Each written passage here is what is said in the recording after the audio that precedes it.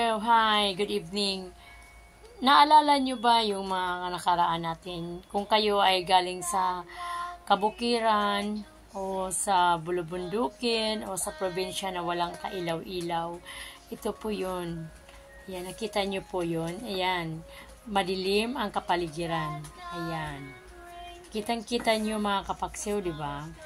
Ganun po yung pangyayari sa ating buhay nung araw.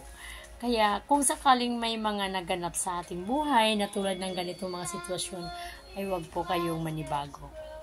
Kailangan tanggapin kasi nangyari na po sa buhay natin yan. Kaya paalala sa lahat, huwag kayong masyadong high blood or ma-stress kapag kayo ay naging tulad ng ganitong sitwasyon na walang ilaw ang kapaligiran. Yan mga kapatid. Yan. Kaya relax lang mga kapaksew. Ganun lang ang buhay natin.